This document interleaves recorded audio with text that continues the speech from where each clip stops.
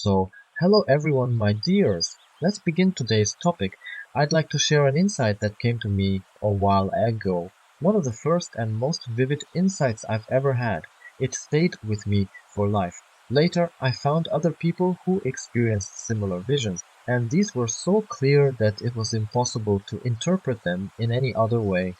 These visions concern the fall of temples on the so-called boost, where recently I told you about the Kabbalistic tree of the Sephiroth and its link to the other tree, the Klipot.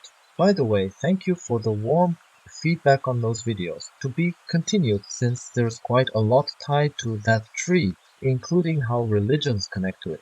I'll explain more about it soon. So if you're interested in the topic of the Kabbalistic tree, what it's really made of, and how it relates to religions, head to Boost, link in the description, and subscribe. I already spoke there about my early visions of a Mayan temple collapsing. This came to me back in my youth, around age 15.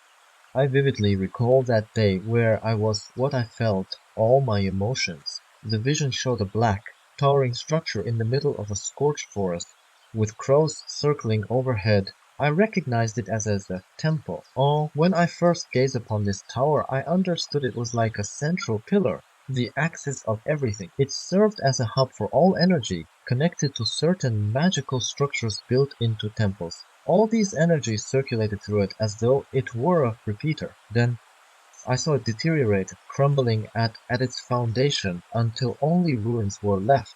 It simply collapsed. No explosions or anything mechanical, just time catching up with it, rendering it obsolete. At that moment, I realized this tower's fall was symbolic of religion's downfall, this old black foundation. Of course, back then I didn't fully understand. I saw magic, rituals. I had many questions. Nowadays, we're more aware about the Vatican, about the Pope, about serpentine influences. At 15, I was more absorbed in recollections of past lives. That vision came as a brilliant flash, and I gleaned one takeaway. It spoke of future events that still lay far ahead. It signified a process that would be triggered inevitably. My vision was confirmed by another person firmly aligned with the Buddhist egregore at that time and who also saw a temple's collapse, those Buddhist structures, and described the exact same emotions. The fall of religions. It's not merely Buddhism or the church religion that will fall. Something new and true will arise, and these old temples will collapse because the brightness of truth, the sun that rises, will dissolve the dark pillars of control.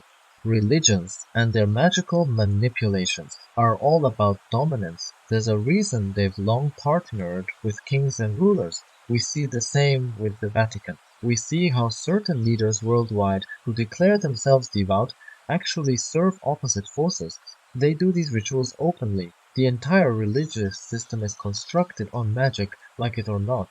If you investigate these rites, you'll notice talk of how magic is bad. Yet, ironically, these institutions themselves practice it. They collect hair, place it in wax. A hair in wax can create an energy phantom, the same principle used in voodoo dolls. There are countless spells and pacts. People sign deals with forces they don't fully understand, hoping for some benefit, but often receiving nothing except losing what they pledged. Meanwhile, the church or that system steadily profits. We see black magic at its core, built on death and bones. Actual necromancy. You can try to ignore it, but that's the reality. No wonder so many contradictory things happen, like people wanting healing but ending up with worse outcomes. It's not coincidence. It's important to think deeply before getting involved in these rituals. Many who approach them do so because of fear and desperation. They're told that suffering is somehow holy, that it's all part of some plan. But truly, which benevolent, loving entity would delight in the suffering of people? A caring parent sees a child hurt and tries to help, not to relish the pain. That's a clue about the true nature of these forces that feed on anguish. At times, awakened individuals become frustrated, asking how others could still participate in such systems. I advise looking at their reasons instead. They crave inner stability, relief from anxiety, someone else to handle their problems. They feel powerless, Hence, they cling to rituals, spells, and illusions, hoping for a rescuer. A revealing story. A young woman felt so anxious she constantly listened to mantras or headphones nonstop, thinking they helped keep her anxiety at bay. She burned incense and believed she was ridding her space of negativity, but it was all just temporary relief, like painkillers for a decaying tooth. Eventually, the pain returns. The underlying cause remains. She ultimately met a specialist who tackled her real issues. Turned out she was clinging to anxious cycles linked to childhood. These programs in her head told her she was powerless, that nothing belonged to her.